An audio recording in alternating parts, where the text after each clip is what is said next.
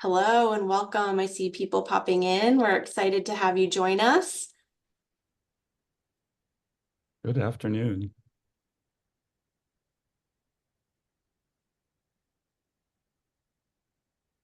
We'll begin in just a few moments. So thank you again for joining us. We're going to have about a 30-minute conversation today, and then we'll use the last 15 minutes for a live Q&A. So if you have any questions that come up as you're listening to the discussion, don't hesitate to put those questions right into the Q&A box within the webinar, as opposed to the chat. That would be a great place for us to reference those questions toward the end of the discussion. Again, go ahead if you haven't already completed the poll, please let us know your role in education. And while you're doing that, we will go ahead and do some introductions. So my name is Kim Perron. I'm the president and owner of SchoolWorks. I'm also a former authorizer. I've had the privilege of serving in authorizing offices in 2 different states. I worked for the Massachusetts Department of Elementary and Secondary Education, which is the staff that serves the authorizing body there, the Board of Elementary and Secondary Education in Massachusetts. And I also had the opportunity to work for the State University of New York's Charter Schools Institute. And I'm joined this afternoon by Dr. Travis Woulfe from Rockford Public Schools. Dr. Woulfe, you want to say a few words about yourself? Hi, good afternoon, and thank you everybody for joining us. Sure, I was a principal. I started off in the private sector and then 2 different principalships in 2 different districts before coming to central office role. And in Rockford Public Schools, that's Rockford, Illinois, I oversee federal programs, help implement some of those programs, and since 2018 have been our point person on charter schools. So the authorizer for 6 years now. Great. Thank you so much. All right, let's jump in and begin. Could you tell us a little bit about Rockford Public Schools, Dr. Woulfe, like specifically how, tell us a little bit about the characteristics of the district, how the district decided to take on the challenge of becoming an authorizer, and we'll get into your experience with that a little bit later. Okay.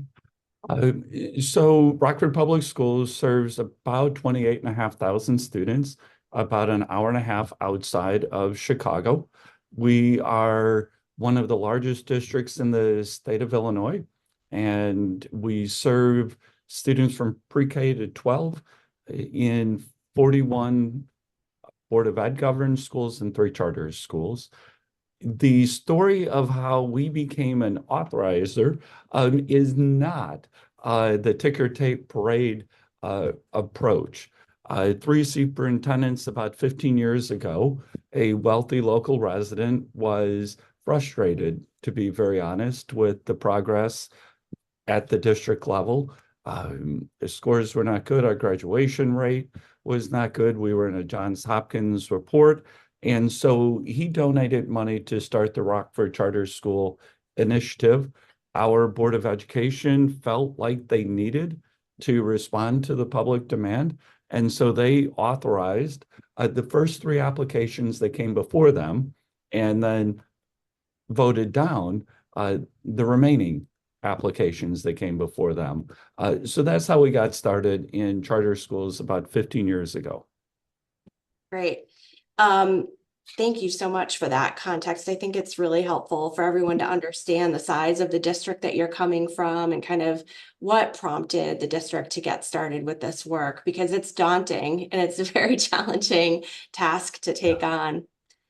So speaking of that, I think one of the things that might be a concern for districts that are considering getting into this work, or a challenge that they might encounter, is thinking about the resources that it takes to actually fulfill the responsibilities of an authorizer.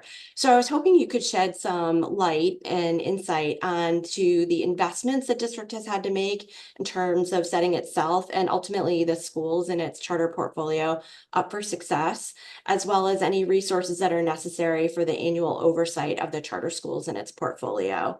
So kind of what did you have to do to set yourself up for doing the general work work of authorizing and the major functions of authorizing? And then on an annual basis, like what does that reinvestment look like to oversee those schools? Yeah, great topics. In 2018, our current superintendent was looking at how to reset the relationship between the district office and the charter schools. And so he looked around the central office staff and decided that I was the slowest to raise my hand, not me, and tasked me with that.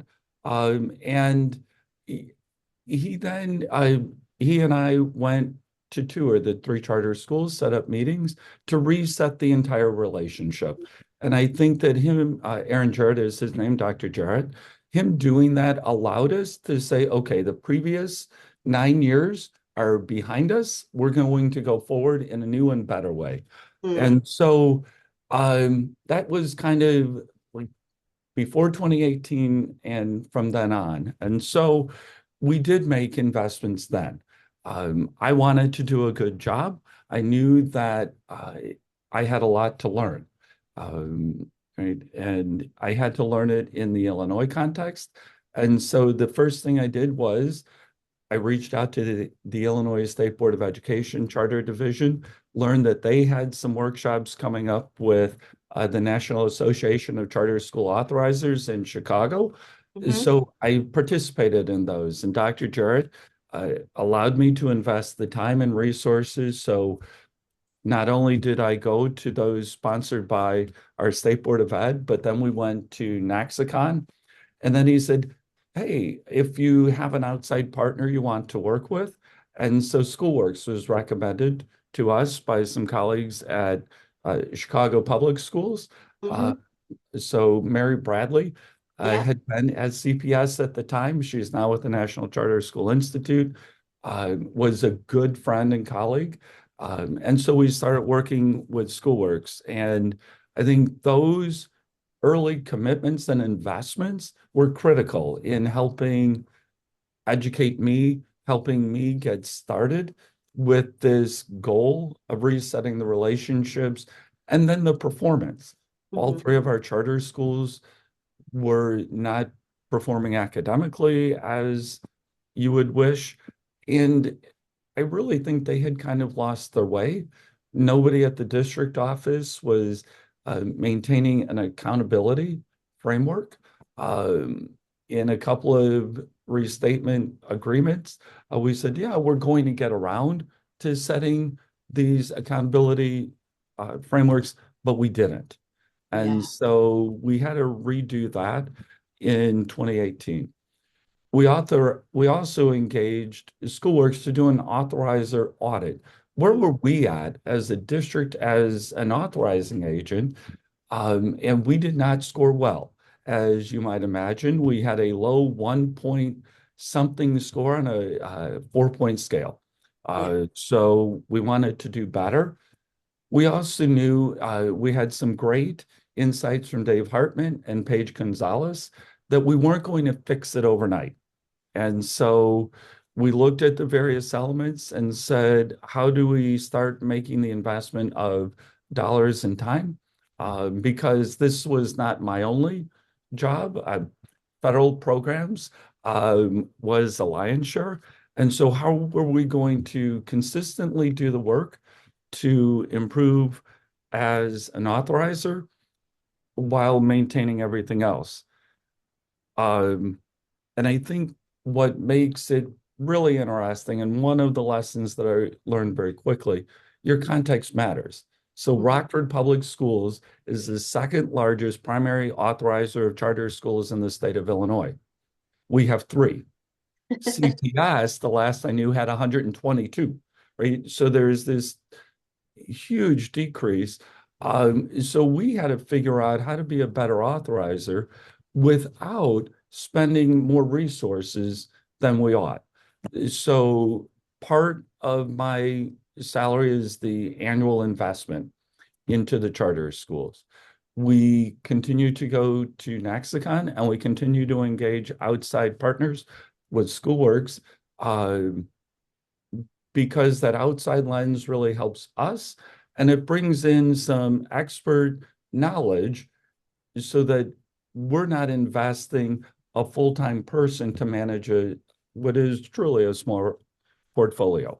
Yeah, yeah. I was actually hoping that you were going to talk about the size of your charter portfolio in relation to the other the first largest district authorizer in the state of Illinois, and just the difference in scope of the work. So I'm so glad that you mentioned that.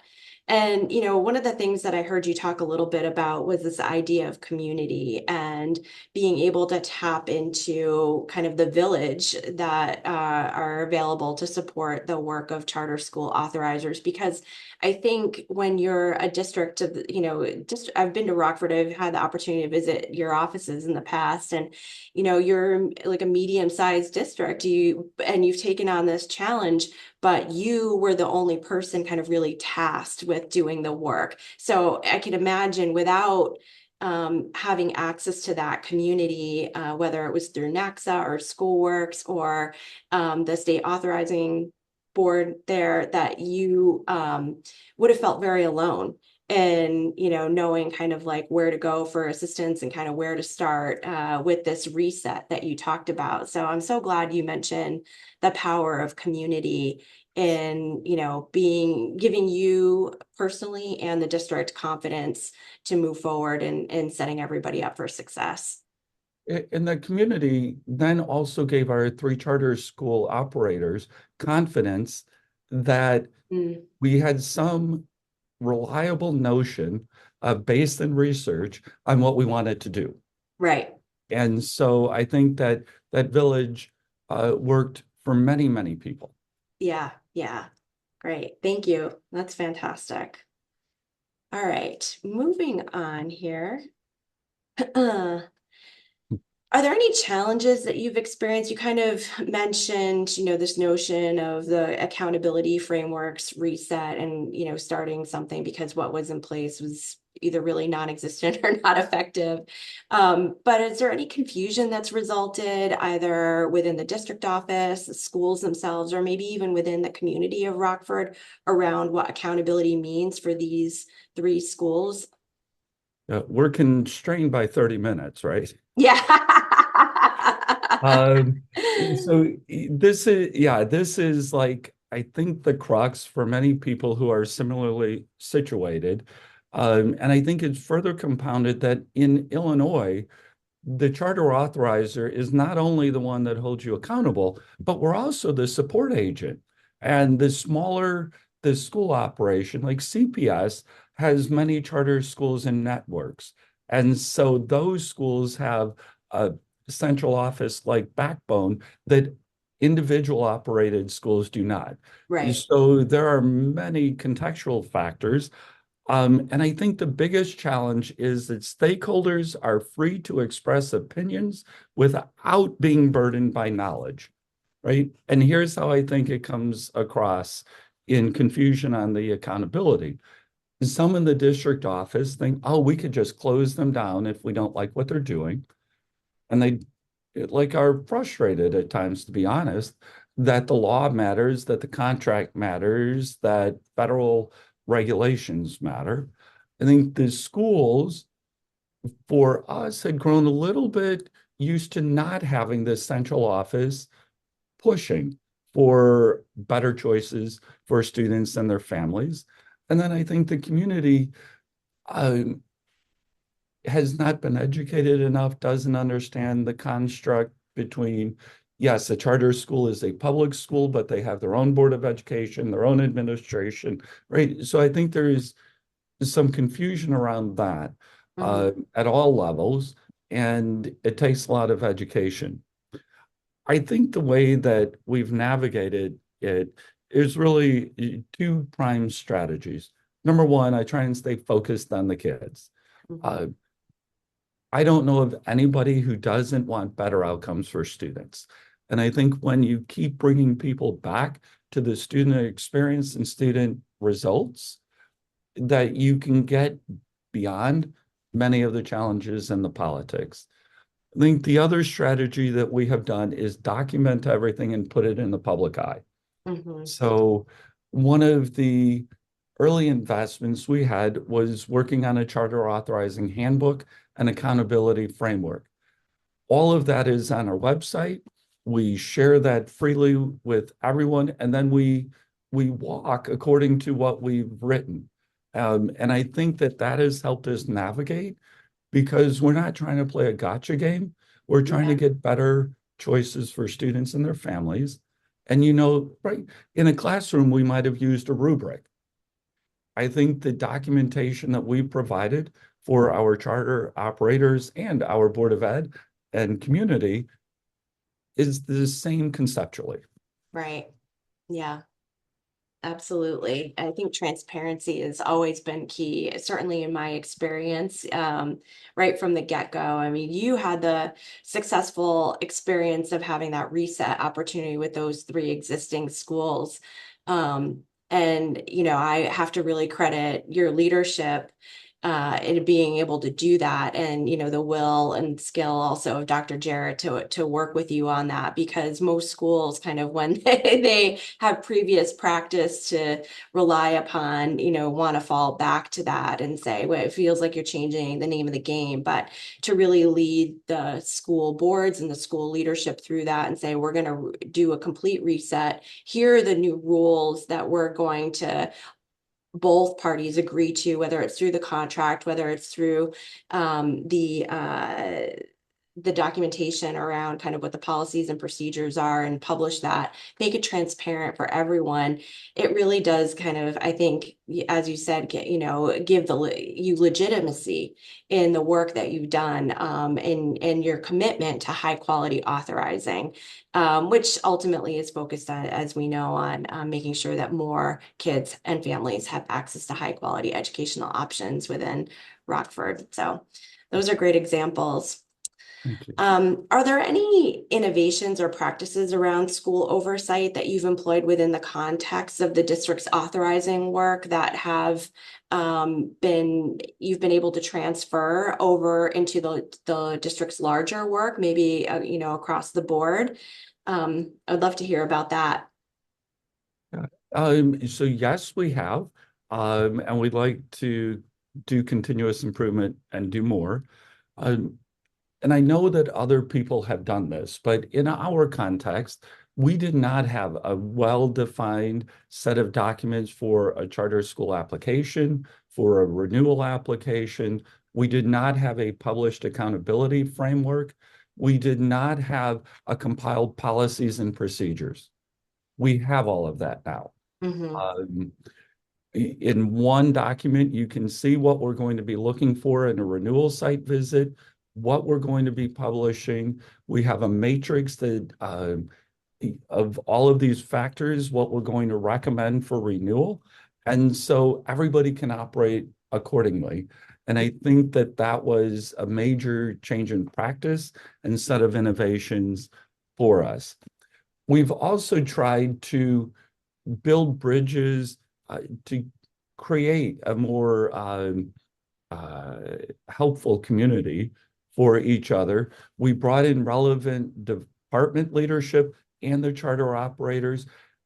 And truthfully, we stopped doing that Mm. because it was not a back and forth sharing of communication. The Mm. three charter operated schools were all afraid, really, of sharing their secret sauce that kept their parents and students engaged with them, with the others.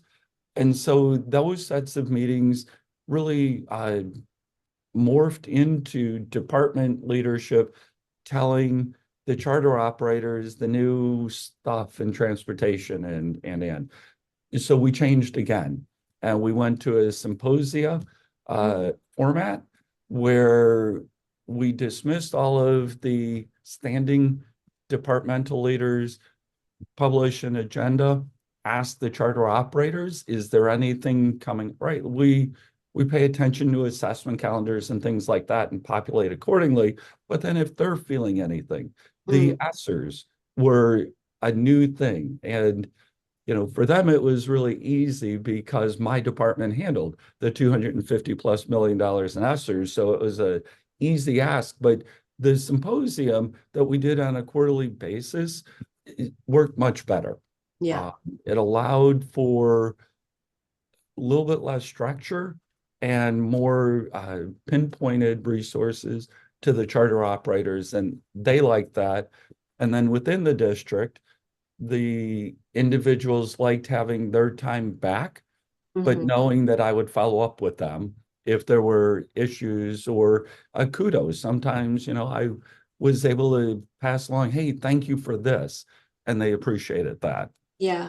One of the practices that we did in charter schools that we now see in the larger district was on our charter performance report. Mm. So we were mindful of navigating between charter school autonomy and necessary accountability along with the state system. We published that, and then the next year or 18 months later, the district had its own local report card that navigated between local initiatives and the state's accountability system. And so we're now a few years down the road for everybody having a local performance measure and indicators that go along with the state. And I think we're starting to see positive results in our charter operated schools as well as our Board of Ed governed schools. Yeah, that's great. Thank you so much for that.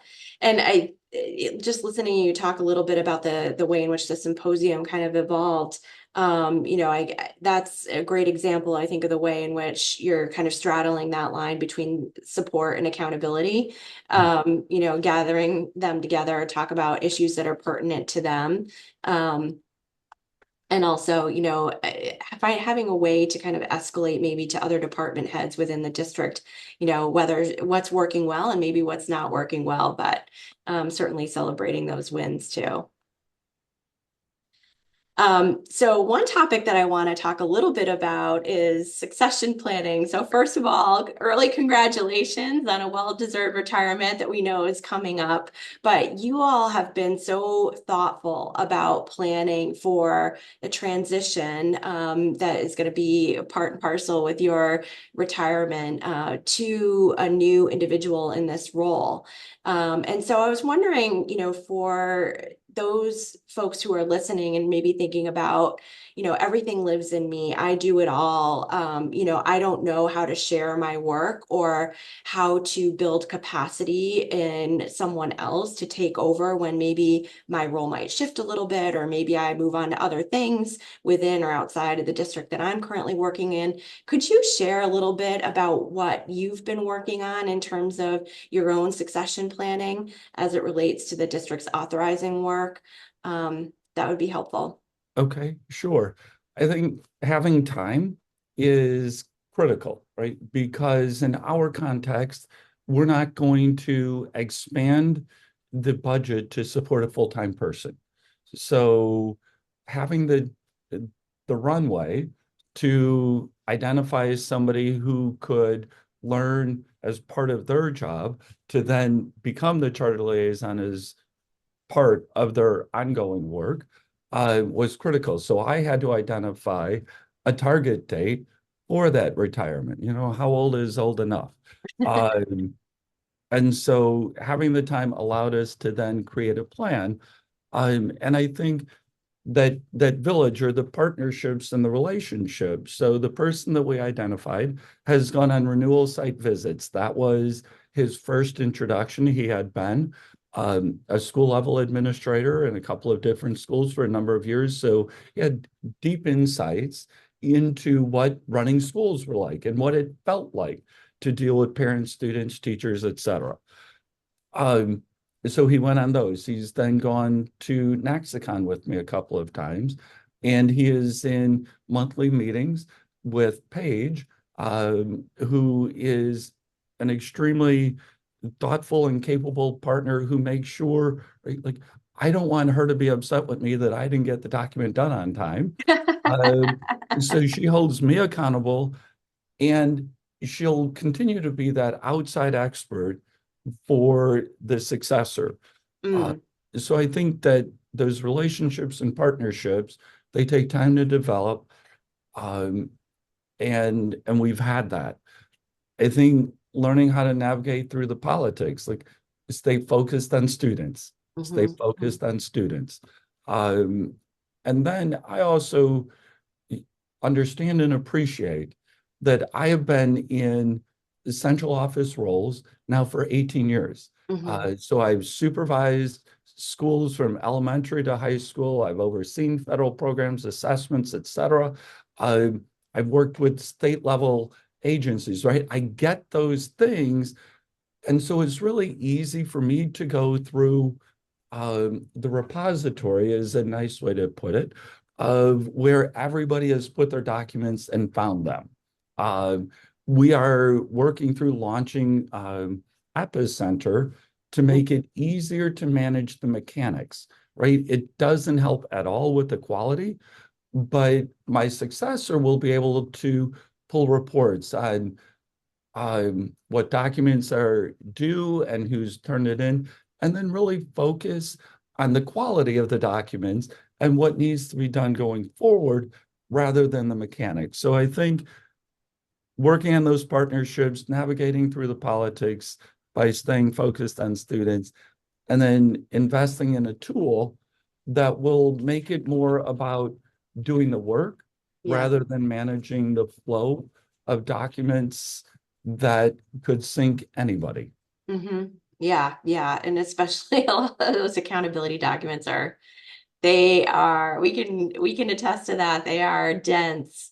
And for those of you who are listening, you might not know who Paige is. Dr. Wolf mentioned Paige. Paige Gonzalez is a project manager with SchoolWorks. It's been working really closely with Dr. Wolf and Rockford Public Schools for several years now as they build out some of these systems and put these tools in place that he's mentioned a few times. So thank you so much for all of that insight. I love your focus on students first, finding somebody who has the right background skill set to come to the role and making sure that they're supported with tools, systems, and the knowledge about how to deal with the politics, which is inevitable, I think, in our line of work. So thank you so much for that. Okay, in just a moment here, we're going to transition now into our Q&A. So if you have a question, feel free to pop it into the box. We've got one question that's come in. As you're coming up on retirement, what do you wish for the authorizer charter school relationship in Rockford? Great question. I hope that it stays focused on students, Hmm. right? As in one meeting early on with the superintendent, the charter operators, and me, he said, I just want better choices for our families. And I think if we can continue to do that, then students win and the system will win. Hmm. Great, thank you. And another question that's come in is, can you speak to how shared services for charters work within your district, if any? Non-fee compliance, are there for fee services within the district? How are your charters funded? Are dollars passed through the district or direct funding? Wonderful question. And that could be a whole session. So in Illinois, when I first started, we the funding mechanism was the per capita tuition charge, PCTC. And the state had a range of between 80 and 120% that could be negotiated between each authorizer and the charter school. So we were at 100%, and then each charter operator could elect to purchase nutrition services for us for their breakfast and hot lunch program, transportation services, et cetera. Um, Everybody has stayed with us for transportation in part because of the funding mechanisms in Illinois. They cannot receive transportation reimbursement, only a district can. And Mm, so they have stayed with us for that. They have greater flexibility with nutrition services, and they each have left the district nutrition service program and run their own program. The state law changed and narrowed the gap from 97 to 103% of PCTC. So there's not a big range. mhm. Dr. Jarrett wanted us to come up with a way to build a greater infrastructure in Rockford Public Schools to have ongoing support for the charters. And so I started looking at different models, like, well, we could charge them X number of dollars per student for assessment. And I finally had a moment with myself and I went, well, that's silly. Just go from 100% down to 97%, because I was coming up with about the same dollars Mhm. as that 3% gap. So we do not nickel and dime schools. We just say 97%. They agreed to that. And then where they want to engage with us for transportation services, they pay the net cost. So in the state of Illinois, we compute all of the per mile cost. We get reimbursed some. The charter operator pays for the balance out of their PCTC, Mhm. and do that. For grants, we work with them on the reimbursement method, just as the district is. And our charters are over 99% funded through their PCTC. Mhm. Okay. And we give them quarterly installments on that. And I think that answers that question in full. Yeah, definitely. Thank you. Another question that has come in is, are there strategies in Illinois that help the districts to work together to improve their charter authorizing? I think Illinois has tried, right? And part of the struggle for us having a robust presence at the state level is you have CPS that really doesn't need the state. You then have us, then about 0.2 of my time is dedicated to charter authorizing. And then other folks have fewer dollars, fewer time hours invested. And so it's difficult to get a robust support. I'm in Illinois, we have a charter advocacy group, INCS, the Illinois Network of Charter Schools, and they won a grant from the federal government. And so they and ISB are convening online quarterly meetings, and we're participating in that. So Illinois is trying to be focused on best practices, to hear both sides. I just think the scope and scale of the different authorizers make it difficult for us. Yeah, I can see how that would be challenging. Just out of curiosity, like, do you recall any of the topics or things that you might have discussed in those quarterly meetings, just to give folks an idea of the topics that might come up? Sure, we certainly deal with the various elements of accountability and how much you weight on assessments and things like that versus mission-driven measures. Hmm. We have discussed support versus accountability, the dual role. Yeah. We, with INCS, have really talked about, okay, what does the charter operator need? How do we better support them Hmm. while honoring the laws? So those Yeah. are three of the top topics. Thank you so much for those examples. Another question, how often do you meet with your state board representatives, and did you establish standing meetings or just reached out when you had specific questions? So in my first year, I had quarterly meetings with David Turovitz was the person at the state level, found those very helpful.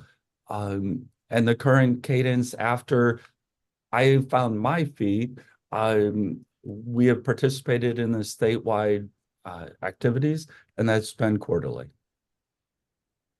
Okay, great. And I can always reach out, email and a call.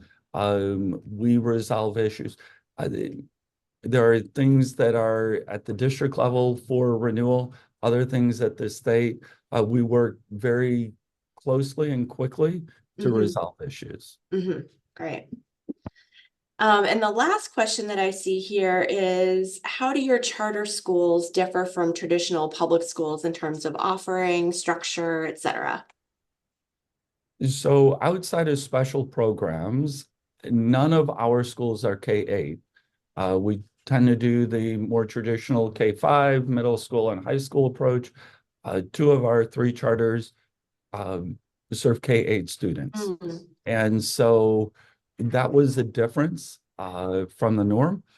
One of the charters has a fully certified middle year program, IB program. We Mm. don't have that. In the public schools. One of them tried a high school set of offerings, and what they learned was that they could not grow that program large enough to give students the outside of the classroom experiences that they wanted, dances, football games, etc. So they rolled back. And then our third charter did serve middle school students, and they decided to target on K-5 students, and so they rolled back. So the charter schools have used some of their autonomous flexibility to do things differently. Uh, Mhm. they actually led the way in flipping to blended classrooms and remote learning in COVID because they didn't have to deal with bargaining units and those sorts of things. They were smaller, and so they were extremely nimble. Uh, Oh. so, um, we've seen some good practices in our charters. Yeah, that's actually very interesting. I'm just curious because, in our work nationally, in working with different districts and different school settings, we obviously, I think as a country saw some enrollment shifts happen. And some families opted to choose for schools that were set up for virtual learning right off the bat, whether they were traditional district schools or charter schools. And did you see any enrollment pattern shifts during COVID for those schools that were maybe a little bit more able to be a little bit more nimble and moving to a virtual learning environment during COVID? I don't believe that the enrollment shifted. I think stakeholder satisfaction shifted. Mm-hmm. So the year after the closures, we did quality school visits so that we wanted to get a pulse of how the charter schools were being reset after the COVID shutdowns Yeah. that had lasted several months. And because the charters um, nimbly came out with an approach that they were going to do, they had one set of schedules that they gave to parents. um, their cadence of information to families was more consistent than what we were able to do. And Mm-hmm. so I think the parents appreciated the change in the charters, their consistency on those changes because of Mm. COVID. And now when I look 3 years later, the enrollment trends have stabilized and everybody is within 5 percentage points of where they were pre-COVID.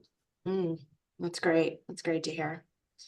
Well, thank you so much, Dr. Woulfe. It's been an absolute pleasure speaking with you today and hearing about your experience as a district authorizer in Rockford. I'm really hoping that you can, or you have inspired others, or you will inspire others who are going to view this in the recorded version to take the leap and maybe, invest some time, some resources, some staff into taking the plunge into district authorizing. So I really appreciate you sharing your experience. Thank you. It's worth the effort. Yeah. SchoolWorks does have a case study and our work with Rockford on our website. So when Stephanie follows up to share the recording, she'll also embed the link to that case study within that communication. So those of you who are watching and want to learn more about Rockford and kind of how the approach that they took to reset their authorizing work in 2018 and kind of where that's taken them in 2024, please go ahead and download that and review that as well. And then I'll just wrap up and say thank you again for joining us. And I hope that you'll all join me in wishing Dr. Woulfe a very well-deserved retirement this coming year. So thank you so much. And I hope you all have a wonderful afternoon.